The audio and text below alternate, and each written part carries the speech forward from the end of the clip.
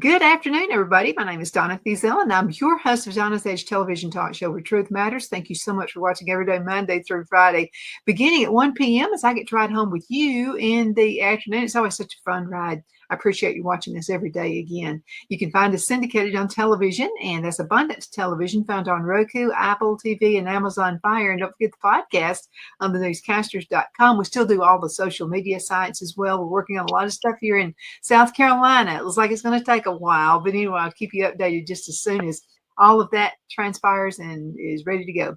AP Steadham is popular also in South Carolina now. So AP Steadham is he's our sports guy, and he gets it all together. He travels all over the country, and so AP, it was nail-biting game season this past weekend. Yeah, this is the start of the season with the SEC, and Donna, for those South Carolina fans, they are very rabid fans because I covered that South Carolina Virginia Tech game. South Carolina won the game 24-11, and I put all the videos post-game, the interviews with head coach Beamer, Nick Harbor, the wide receiver, Lenora Sellers, the linebacker Fred J. Ray Johnson, and the defensive back had a good ball game. All those videos were on my YouTube channel, APS We See It, and they were thousands of people were looking at those videos. So those South Carolina fans, they are very loyal and interested in their team. So that was a good win for them against Virginia Tech from the ACC. It helps South Carolina. It helps the conference when you beat somebody from the other Power 4 leagues. So South Carolina off to a good start. Lenore Sellers, he's a big quarterback, 6'3", 6'4", 225 or so, ran for a touchdown. When the score was close in the fourth quarter, he threw a nice 60-plus yard TD pass to Nick Harbor to seal the victory. They played enough defense. There was a safety in the game. South Carolina got caught for a safety. It's Lenore Sellers in the end zone. So that was a negative play for them, but they were very good with the 24-11 victory and the game that was held in Atlanta, the Dome. So South Carolina happy with the win. Shane Beamer, we called it the Beamer Bowl because, as you know, he went to Virginia Tech. His dad was a legend at Virginia Tech. His dad was there. He actually said a few words before the game about the two universities that were near and dear to his heart because his son coached at South Carolina and he coached for so many years at Virginia Tech. So it was a poignant moment. And I got to say hello to Coach Beamer, Frank Beamer, at the end of the game.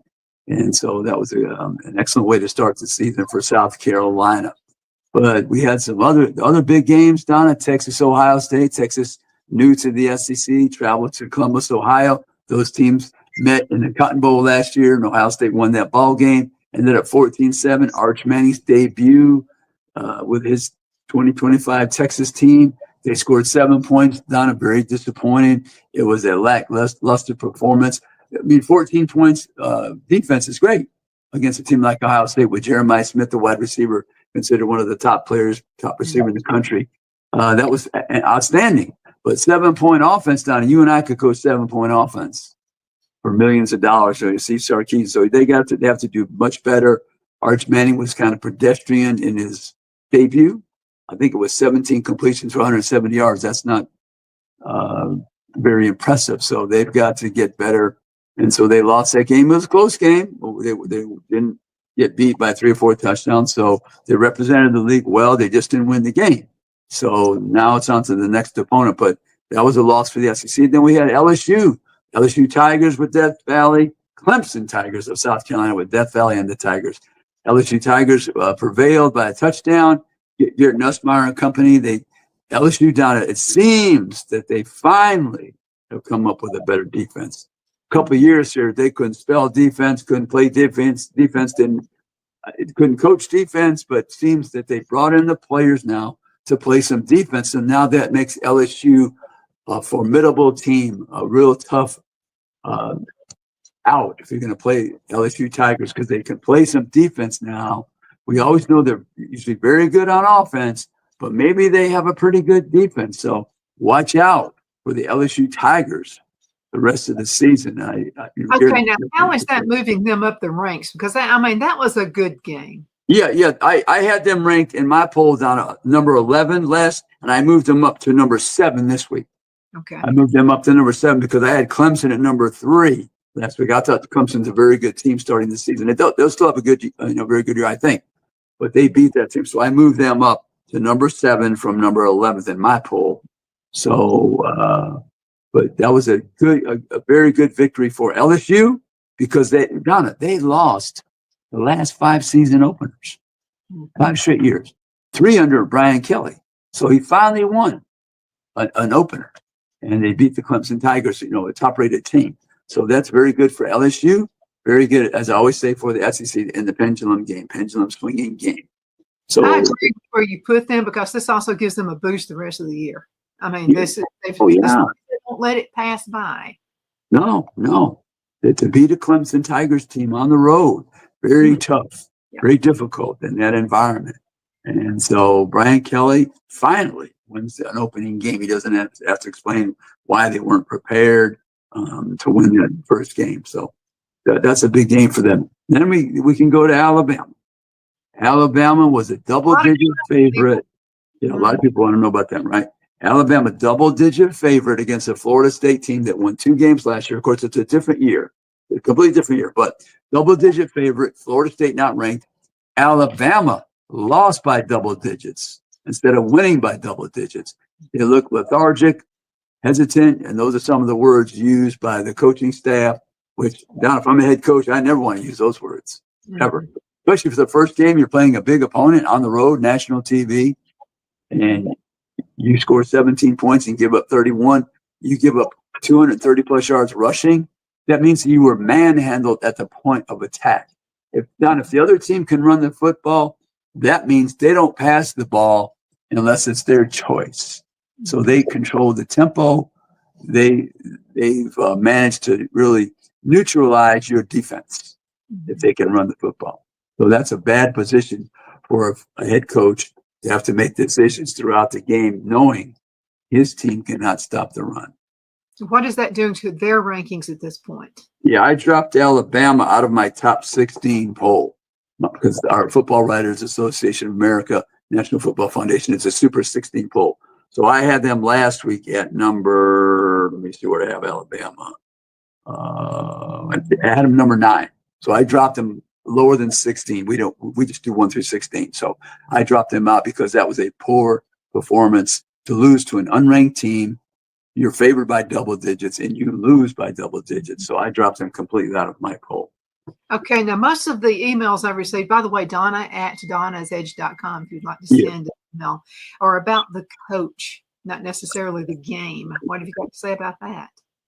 Well, I've you read the comments. They want a coach who's on the sideline, jumping up and down.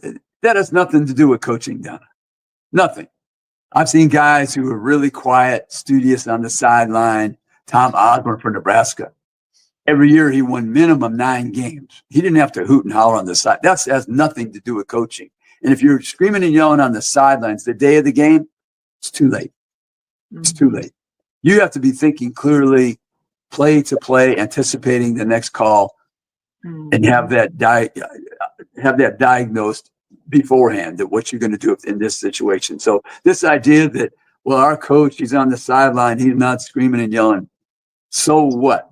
So it has nothing to do with coaching, Don. You're coaching during the week and making adjustments during the game. These people who think coaching is the person on the sideline doing all these gyrations and dances and yelling at the that's not coaching.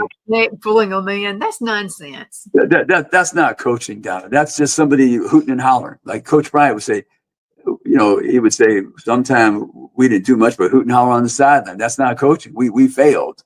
So Kalen DeBoer has to be his personality. There's 9 assistants on the sideline. They can do some of the motivation as well. The head coach gives that speech before the game. That doesn't win a game. The coach's speech before the game doesn't win the game. You have to perform every play. You're tackling well. You're diagnosing plays. You're getting it to the right receiver. You're blocking for your quarterback. You're running through the right hole. You're catching the ball. It has nothing to do with the coach yelling on the sideline. That's not going to make somebody catch the ball. No, that would shatter me. That would shatter my confidence. I mean, no. If you don't like the way someone's playing, you're the head coach. Put in somebody else. But this idea that you're going to get emails about, well, our coach, he's not intense on the sideline. So what? He's not on the field playing. Okay. But so when I hear people say those things, they know nothing about athletics. Zero. They know zero about athletics. They're the same people in church who say, our preacher yells too loud. I don't get it, but yelling and screaming from the sideline does not make somebody catch the ball. I agree. Absolutely. Let's talk kickers, because there was some buzz about that as well. How is the kicking going this season so far? Yeah. I was, like I said, I was at the South Carolina game, and the Virginia Tech kicker, someone told me he was the best player on the team, so he made a nice, I think it was 57-yarder, or was it before the half? So they said he was the best player on the team right before he kicked the ball, and he showed out. That was one kicker that I noticed for sure in that ball game, because they just scored the 11 points. It was a safety and 2 points, and they had the kick for 3. So, but the kickers will be important down the road. They'll be important down the road. I didn't notice any particular kicker across the country so far, but they'll be important down the road. But anyway, I'm looking at one other game here. South Carolina, that's a big victory for them. Tennessee, a nice victory against Syracuse. In Atlanta as well. That was on Saturday. The South Carolina Virginia Tech game was on Sunday. Nice victory, 40-something points. Joey Aguilar, the transfer from Appalachia State, UCLA for 5 minutes, came to Tennessee. They swapped quarterbacks. Nico from Tennessee went to UCLA, which, by the way, UCLA was hammered 40-something to 10. So I think Tennessee made the correct decision by saying, we're paying you a large sum of money. We don't even think you performed up to that level, and you wanted more money. We'll see you later. Adios. He went to UCLA. They have Joey Aguilar, who I think will be very good in Josh Heupel's system. He's not a high percentage passer, Donna, but I think he's an effective quarterback, and he'll be good, very good under Josh Heupel's system, getting the ball to the receivers, I think. So Tennessee fared well in their challenge against Syracuse out of the ACC. I think the score was it 45-26, I believe, something like that. So I think Tennessee, I think with that quarterback, people were questioning him. I think Tennessee will be fine. They're going to be in some close games, but I think they upgraded at the quarterback position. I really do. Okay, let's go into a commercial break, and let's do your top 5, and then let's get right into it. We'll be right back in just a minute, folks. All righty. Twin City Used Car Sales has been serving drivers in the Northeast Alabama area for years with a quality selection of late model used cars, SUVs, and pickup trucks. On top of our extensive selection and competitive prices, we offer professional auto financing services for used car buyers of all credit levels. Whether you've just begun your search or you're ready to secure your next vehicle, at Twin City Used Car Sales, you will drive away with the vehicle of your dreams. The sales and finance staff at Twin City Used Car Sales looks forward to serving you, and you can apply for financing online before your visit to our used dealership in Gadsden, Alabama.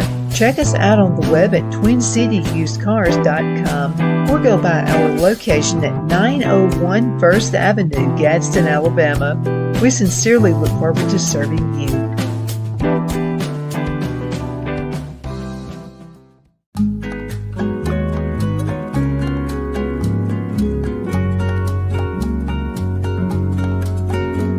At Lamone's Mexican Restaurant, located in Henniger, Alabama, and voted Best Mexican Restaurant of the Cobb County, Alabama 2020, we're here to serve you with authentic Mexican cuisine. Order easily online by going to lamonsmex.com or call 256-657-3999 to place your order.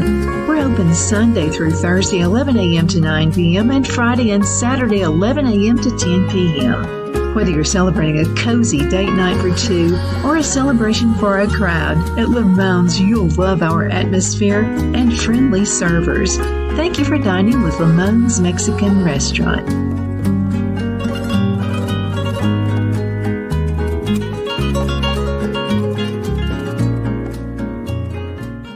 At Liberty Bank, we're all about community, whether it's to help with a charity fundraiser or help families in need. Toys at Christmas or a local football team, we're here for you. You see, we realize the importance of family. Sometimes it's to build a new home or necessary home repairs. We're here for you. If you like the feel of a small town bank with all the conveniences of a big city bank, we're here to serve you. You will find us at any of our convenient locations in DeKalb, Marshall, Etowah, and Blount counties in North Alabama. You can call and speak with any of our friendly staff at 256-659-2175 or check us out on the web at libertybankal.com. And thank you for your support of our community. Member FDIC Equal Housing Lender.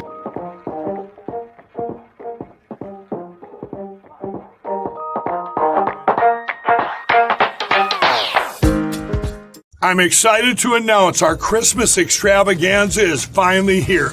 Get this season's flannel sheets for as low as $59.98. They won't last long, so get them while you can. Our famous My Slippers, they haven't been on sale for over a year. Regularly $119.98, now only $59.98. Our 6-piece towel sets are back in stock with extremely limited quantities, only $29.98. With hundreds of MyPillow products, there's something for everyone on your Christmas list. Bathrobes, duvets, quilts, down comforters, and so much more. So go to MyPillow.com or call the number on your screen. Use your promo code to save on all MyPillow products. For example, flannel sheets for as low as $59.98. Or our 6-piece towel sets, just $29.98. But that's not all. I'm extending our 60-day money-back guarantee until March 1st of 2025. Plus, all orders over $75 or more ship absolutely free.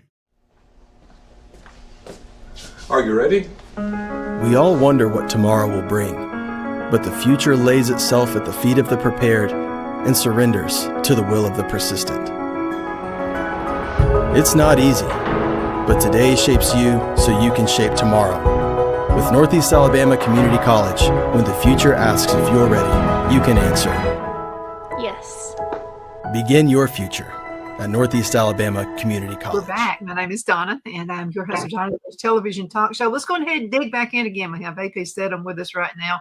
If you're the voice of football, I'm just telling you, right here in South Carolina too. Hey, Donna, before we're going to get into my top five, I wanted to discuss all the Auburn Tigers. Yes. Auburn Tigers went on the road to play the Baylor Bears out of the Big 12. Auburn was a slight favorite, ended up with a nice victory. Jackson Arnold, the transfer quarterback from Oklahoma, from Denton, Texas. I don't know if he's born in Texas, but he's from Denton, Texas, high school, I believe. He had a nice debut. Auburn rushed on him for over 300 yards against a very good defensive coach, Dave Aranda, head coach for the Baylor Bears. So that was an excellent victory for Hugh Freeze to start the season. That might jumpstart them. That early game on the road against a Big 12 opponent, a good coach, Dave Aranda, Hugh Freeze. That was an extremely big win. If you look back at the season, you say we really started the season well by going on the road and beating a Big 12 opponent. Baylor and Jackson Arnold was back in Texas. And so they rushed for over 300 yards, which, Donna, that's a phenomenal number in this day and age. 200 yards is very good, as we saw Florida State achieve against Alabama. But 300 yards, that's a rarity in this day and age against another Power 4 team, Donna. So, I mean, I don't even know the last time Auburn rushed for 300 yards against a Power 4 team. I'm not even sure. So that's just Auburn may have themselves a football team here. Maybe they'll be the Cinderella team this season. Right, that's a possibility. Yeah. But all these other teams down in the conference, they fared well. I mean, they played against some teams like I call them the family and friends game, but they were supposed to win the game anyway. they give away the tickets to the family and friends because they know it's going to be a blowout. So, Missouri and Oklahoma and Ole Miss and Georgia and Florida and Arkansas and Texas A&M, Vanderbilt, all these teams, Kentucky, they all won their games. So the SEC, there was the upsets. Well, the slight upset was the Texas-Ohio State game. Alabama, that was a big upset. LSU beat Clemson, so that was good for the conference. South Carolina beat Virginia Tech. So the SEC overall fared pretty well the first week of their competition, Don. First week, the SEC. So they're in good stead at the moment. Like I said, even though Texas lost, it was just by a touchdown on the road. So, yeah, the Big Ten beat the SEC in that one particular game, but you just won by a touchdown. So I don't think it harms them down the road when the selection committee is considering a team like Texas, let's say, or looking at the conference as a whole and their strength of schedule. So, but anyway, I guess you want me to give my top five down. My top five. Whenever you're ready. If you're I think so. Yeah, that'd be a good time to tell you. I still have Penn State down number one. Okay. Still have Penn State number one. I moved up Georgia from number 4 to number 2. Okay. I moved up Ohio State with that victory over Texas, number 7 to number 3. I moved up Illinois from number 6 to number 4, and I moved up Oregon from number 8 to number 5. So that's my top 5. Penn State, Georgia, Ohio State, Illinois, and Oregon. Those are my top 5 at the moment. And like I said, I moved up LSU to number 7, moved up South Carolina from number 12 to number 8, and I moved Ole Miss from number 15 to number 11, and then my top 16 poll. Okay, let me ask you a question because the Auburn fans they're going crazy wild, and that's a reason to be. So where did you move Auburn on your list? Yeah, I didn't have Auburn in my top 16, so they haven't made my top 16 yet. I want to see a little bit more from them, and they're going to have their chance because coming up, Don, you mentioned them as a Cinderella type team. Well, one of the other Cinderella type teams, they're going to face Oklahoma on the 20th of September in Norman. That's where Jackson Arnold, this is a lot of drama with some of these schools. He transferred from Oklahoma to Auburn. Now he's going to go back to Oklahoma. So those are two Cinderella teams going to meet. So Auburn, the next couple games now, they should win. They're playing Ball State, playing South Alabama, and then Oklahoma in Norman. So they could be 3-0. They should be 3-0 heading into Norman. So, but I want to see a little bit more from Auburn to put them in my top 16, but they're under strong consideration. It's just the first game. It's one game. We're trying to figure out the strength of each team. So I want to see Auburn perform against another Power 4 team. This time it will be against Oklahoma in about 3 weeks. We'll see what happens. Yeah. Mm-hmm. Absolutely. Now, a lot of folks, we had a Cinderella team basically last year. What's going on with them? Which one, Donna? What was that? Whose team? Team? Well, I'm talking. Actually, we had several Cinderella teams last year. Yeah, I would say Vanderbilt was the team that came out of nowhere. When I say nowhere, and I repeat myself, but they hadn't won a game in the conference. Here they were beating the number 1 team in the country at the time, Alabama. Ended up having a fine season, beating Georgia Tech in the bowl game. So that was a sweet season for Clark Lee and the Commodores up in Nashville. So that was a good team. But Missouri's a team to watch, Donna, and I bring them up because I will be at Missouri this weekend. Kansas versus Missouri. That's a game, Donna, that the states don't like each other since the Civil War. So, I mean, that literally, there were border states, right? It's always exciting, though. I love a grudge match. Yeah, but border states during the Civil War played many years in the Big 8. The Big 12, now SEC, Missouri's been in the SEC a while now, so they rekindled that rivalry. I can't wait because I'm really excited to be in Missouri to see that game versus Kansas.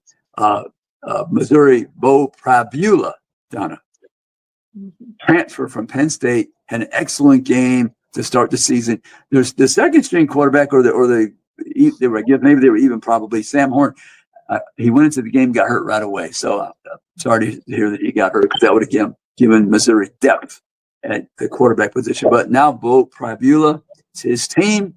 Jalen Daniels, the quarterback from Kansas, we had a chance to speak with him in Thibodeau at the Manning Passing Academy. Had an excellent game. Kansas looks good. And so I can't wait for those two teams to match up in Columbia, Missouri. They call it Como, short for Columbia and Missouri, Como. So they match up this weekend. I'll be in Kansas City and drive over to Columbia, Missouri on Saturday morning. That's one of the big games on the schedule, Donna, nationally, actually. And the other big game on the schedule nationally, Donna, is Michigan visits Oklahoma. And Donna, they've never played regular season, I believe. They're just the Orange Bowl way back in 1976. It's surprising. All the two blue blood schools, imagine that, Donna, never played regular season. It's going to be a good. Yeah. So Michigan with Bryce Underwood, the hotshot quarterback, they paid a lot of money for him. Oklahoma with John Mateer, and the quarterback from Washington State, his offensive coordinator from Washington State is there. So that's a good combination. Jaden Ott, the outstanding running back transfer from California, had a couple of 1,000 yards there. 95 receptions as a running back time. Very unusual. So if he can stay healthy, I have stated before the season, I thought that was the best duo offensively to transfer to a school. John Mateer, quarterback, Washington State, to Oklahoma, and Jaden Ott, University of California running back, to Oklahoma. So we'll see what happens. But that's probably, I think that's the biggest game on the schedule nationally, and Kansas, Missouri. So I'm going to be at one of those games. I'm looking forward to being in Como. What do you think the score is going to be, if you had to guess? Yeah, if I had to guess, I would think the Oklahoma-Michigan game, I'm thinking it will be in the 20s. I'm thinking maybe in the 20s. I don't know if it gets to 30. I'm not sure. The Kansas-Missouri game, someone might score 30 and then somebody in the 20s, I'm thinking, for the Kansas-Missouri game. Well, it's going to be another nail biter. Before we go, AP, as we see it, what's on your show next week? Yeah, this week, Donna, and I want people to go back and look at last week. We have the Lieutenant Rich Clark, the retired Lieutenant General Rich Clark is the head of the executive director of the college football playoffs. So they can look at it on Spotify and other places. But this week, Donna, we're going to discuss that Missouri-Kansas game, and I have the writer from the Columbia newspaper, and I'm going to try to get somebody from Oklahoma to discuss it. We want to discuss the two big games, and they're SEC related, Oklahoma and Missouri, both from the SEC. So we're going to discuss, and then we'll mention every team as well, as we always do every week. Absolutely. And how can folks find you? Yeah, on the YouTube channel at AP As We See It, on the Spotify. They can check our listings at local radio stations throughout the state of Alabama. And they're on different days, Thursday, Friday, Saturday. And we have links on our Facebook page and Instagram and X account as well. And also be looking for all those interviews that we do week to week when we're at the game itself on the YouTube channel at AP As We See. Those, like I said, those South Carolina fans, they found me and they were a lot of views. Really appreciate it. And subscribe. We ask people to subscribe as well to the channel and our social media platforms. It helps us. We really appreciate it. But yeah, the South Carolina fans, we've said South Carolina, Clemson, the whole state. I would say, I don't know. I think they're the most loyal fans. I think they are. Win, lose, or draw, they're with their team. I'm digging living here. I'm digging it. I've seen states down where people follow their team, but if something happens, there's a little depletion. I don't like them no more. Yeah. Right. Yeah. But South Carolina, that state, they're with them. Win, lose, or draw. They love them. They sure do. And they love you. I'm just telling you. I'm glad you're here. Oh, thank you. Thank you very much. And thank you guys so much for watching. We're going to have to call it a day. You can find us on our website, by the way, donnasedge.com, but you can find us on television, Abundance Television, found on Roku, Apple TV, and Amazon Fire. And don't forget the podcast on thenewscasters.com. AP, hang around just a few minutes. We'll get you set up for next week. Okay. Take care, everybody. Bye-bye.